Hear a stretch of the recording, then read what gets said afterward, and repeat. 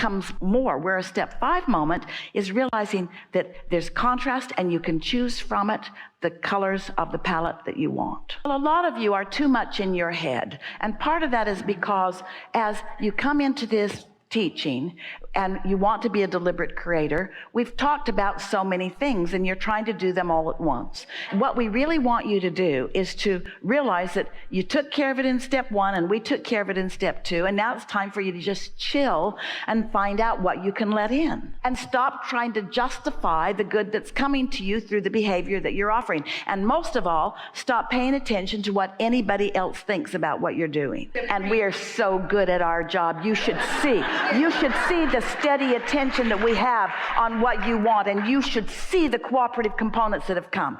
There's enough in there to keep you happily, joyfully unfolding for 20 or 30 lifetimes. We can't convince you that you deserve being happy. You've got to show yourself that you can be, and then just be it in the next segment and be it in the next. Esther discovered that she could not just be happy, she could be joyful in her closet getting ready. And then she discovered that she could be joyful in her editing of the recording for the Twice Monthly. And then she discovered that she could be joyful in her gathering her clothing and taking it to the dry cleaners. And then she discovered that she could be joyful in putting fuel in the car and getting it gassed up. She discovered that there's not joyful things to do and not joyful things to do. There's just under the influence of joy, and therefore what I'm doing is joyful, or not under the influence of joy, and therefore what I'm doing sucks. There are people on vacation at the swimming pool fighting with each other. You just got to play with it until nothing else will do. You've just got to have enough joyful moments. One of the early things that would come up in gatherings like this, people would say, as we would encourage them to meditate and allow their vibration to rise, we would say the thing that you're most going to notice is your sensitivity to your alignment is going to be keener, which means when you're in alignment, it's going to be sweet, but when you're not going to like it so much. It makes you more sensitive to what you're doing vibrationally. This sensitivity at first might be a little uncomfortable, but once you calibrate it, once you notice thought and feeling, and you get better at directing your thought, and what you discover that the better at directing the thought is not directing the thought, it's putting yourself in a position where you can receive the thought. It's a big distinction. Just decide that in this segment you're going to receive and that it's going to feel good. And stop thinking so hard. You know, when you think hard, sometimes after a gathering like this, you'll get together with friends who are here and who understand, and you just talk yourself into a hole.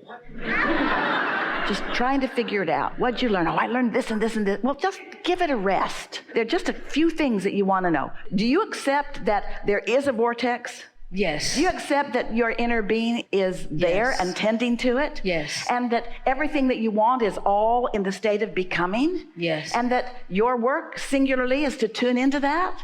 Yes. Well, then what's the big deal? What's the big deal, really? You don't know this completely, but we do. You know it's there, you sense it's there, you sense it's coming, some of it's already coming, and there's a whole bunch of people in your life that haven't figured this out, and you're trying to factor how they feel about what you're doing into the equation. So then you're explaining it and justifying it and talking it to death and introducing so much resistance into your equation that you've got the whole thing all slowed down. But if you are aware of what is and what isn't pleasing to you, well, then you introduce resistance.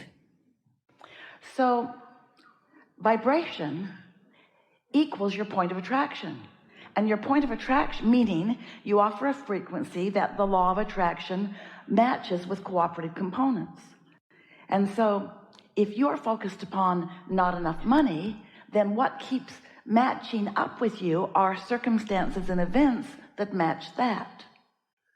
If you feel prosperous, if you can isolate one area of your life where you feel particularly prosperous, where you feel particularly blessed, and you focus upon that subject that causes you to feel that way, then the thought, with the feeling indicating it, means that you're in a place of letting in what you're asking for.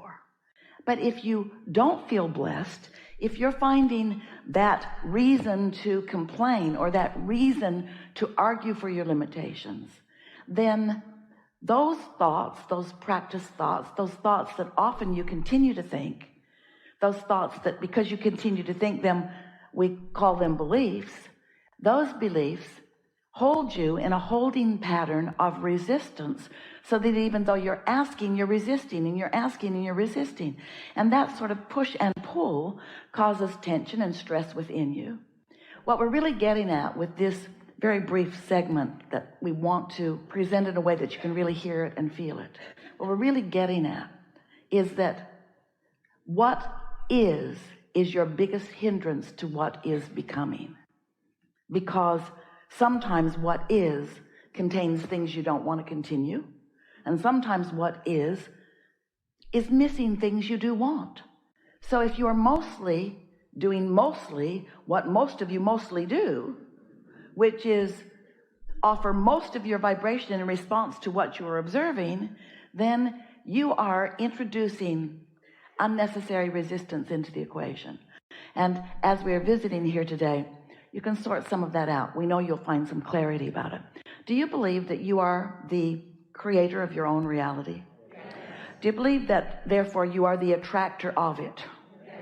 And so as you are a vibrational offerer and therefore a vibrational asker and then a vibrational getter, don't you want to make the things you want able to find you more easily?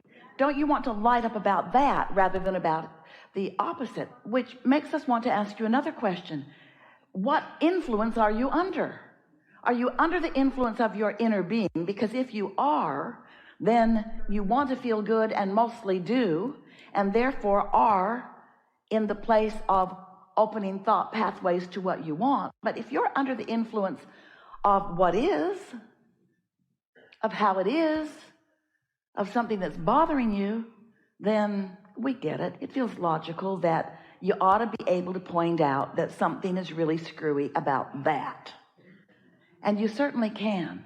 Just don't make it your life pattern. Point it out and then take the bounce, because when you know what you don't want, you know what you do want. So you could very well say, I don't want that. I sure don't want that. I really, really don't like that. That is disgusting to me in all of these ways. I don't want that. Throw a fit, but don't let it last too long.